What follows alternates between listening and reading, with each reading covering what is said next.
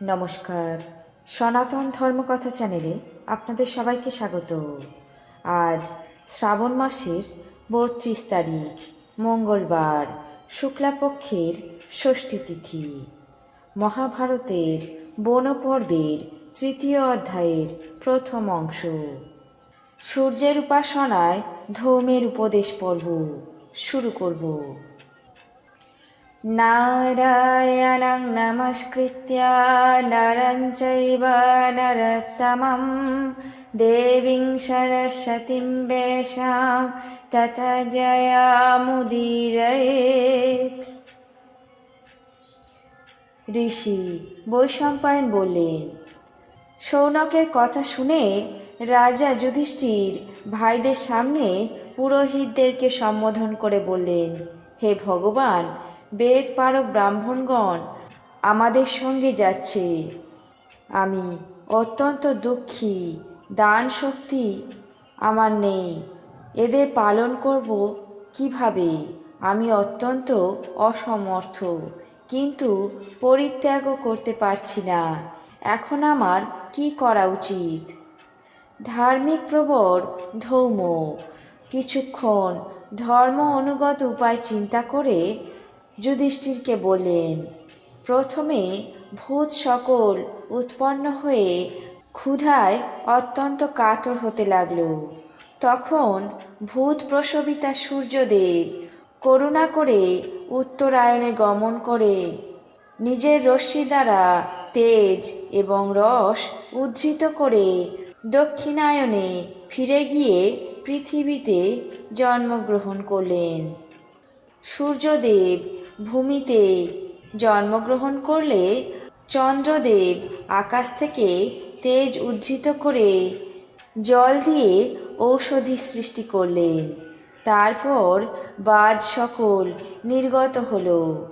সূর্য পরিশেষে চন্দ্রের তেজের দ্বারা নিষিক্ত এবং পবিত্র মধুরাদি রস সম্পন্ন ঔষধি রূপে পরিণত হয়ে পৃথিবীর প্রাণীদের অন্নস্বরূপ হলেন।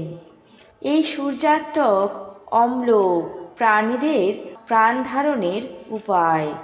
হে রাজন, অতএব সূর্যই সকল প্রাণীর পিতা, তুমি তার শরণাপন্ন হও। বিশুদ্ধ বংশজাত বিশুদ্ধ কর্মা মহাত্মা রাজাগণ সমুচিত তপস্যার দ্বারা প্রজাগণকে পরিত্রাণ করেন। ভীম, কার্তবীর্য, বৈন্য এবং নহস এরা সবাই তপস্যা, যোগ এবং সমাধির দ্বারা প্রজাদেরকে বিপদ থেকে উদ্ধার করেছিলেন।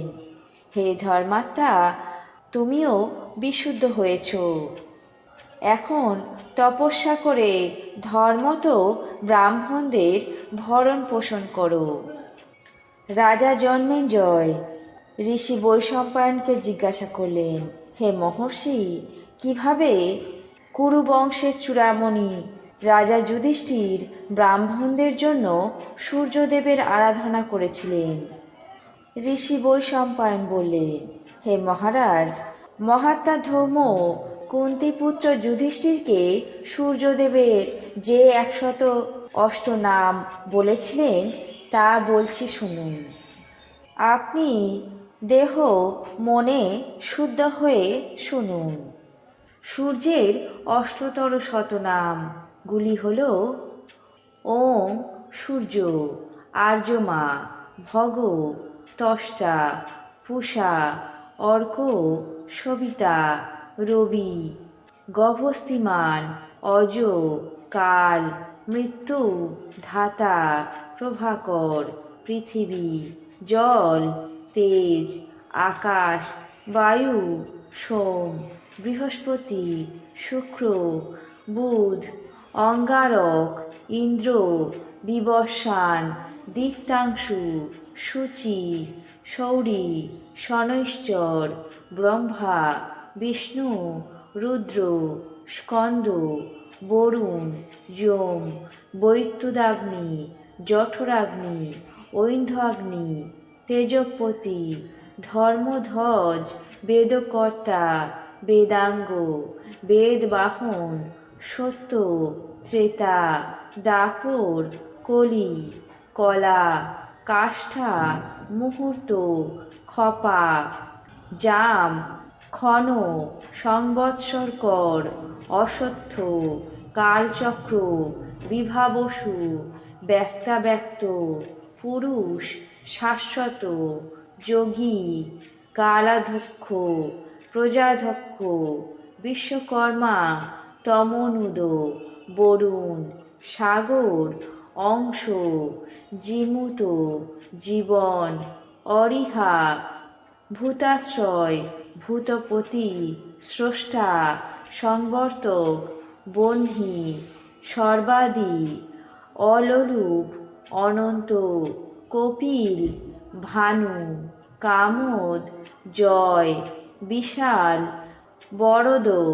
মন, সুপর্ণ, ভূতাদি, শীঘ্রগ, ধন্বন্তরী, ধূমকেতু, আদিদেব, দিতিসুত, দ্বাদশাত্মা, অরবিন্দাক্ষ, পিতা, মাতা, পিতামহ, স্বর্গদ্বার, প্রজাদ্বার, মোক্ষদ্বার, ত্রিপিষ্টপ, দেহকর্তা, প্রশান্তাত্মা, বিশ্বাত্মা, বিশ্বতমুখ, চরাচরাত্মা, সূক্ষ্মাত্মা এবং মৈত্রেয়। স্বয়ংভূ অমিততেজা সূর্যের এই অষ্টতর শতনাম কীর্তন করে গিয়েছেন। আমি মঙ্গলের জন্য দেবগণ, পিতৃগণ এবং যক্ষগণের দ্বারা সেবিত অসুর, নিশাচর এবং সিদ্ধদের দ্বারা বন্দিত স্বর্ণ এবং অগ্নির মতো প্রভাসম্পন্ন শ্রী ভাস্করকে প্রণিপাত করি। যে ব্যক্তি সূর্যোদয়ের সময়ে সুসমাহিত হয়ে সূর্যদেবের এই অষ্টতর শতনাম পাঠ করে তার পুত্র পৌত্র, ধনরত্ন, ধৃতি, মেধা এবং জাতিশরত্ব লাভ হয়। পবিত্র এবং একাগ্রচিত্ত হয়ে দেবেশ্বর দিবাকরের এই স্তোত্র কীর্তন করলে শোক, বন, অগ্নি এবং সাগর থেকে পরিত্রাণ পাওয়া যায় এবং অভীষ্ট সিদ্ধি লাভ হয়। আজ মহাভারতের বন পর্বের ৩য় অধ্যায়ের প্রথম অংশ, সূর্যের উপাসনায় ধৌমের উপদেশ পর্ব এখানেই শেষ করছি। বাকি অংশ আগামী পর্বে পাঠ করে শোনাব। এখন জেনে নেব আজকের দিনের 12টি রাশির রাশিফল। মেষ, অনুসন্ধানে প্রাপ্তি, বৃষ, রত্ন আদি লাভ, মিথুন, সাহায্য প্রাপ্তি, কর্কট, অর্থ সঞ্চয়, সিংহ, ভ্রমণ যোগ, কন্যা, অহেতুক চিন্তা, তুলা, কর্মক্ষেত্রে সুখ্যাতি, বৃশ্চিক, আঘাত প্রাপ্তি, ধনু, চাকুরির সম্ভাবনা, মকর, সৎ বন্ধু লাভ, কুম্ভ, চৌর্য ভয়, মীন, মানসিক আঘাত। এই ছিল আজকের দিনের 12টি রাশির রাশিফল। আপনাদের কেমন লাগলো তা অবশ্যই কমেন্ট বক্সে জানাবেন। চ্যানেলটিকে সাবস্ক্রাইব করবেন, লাইক করবেন, শেয়ার করবেন। ধন্যবাদ।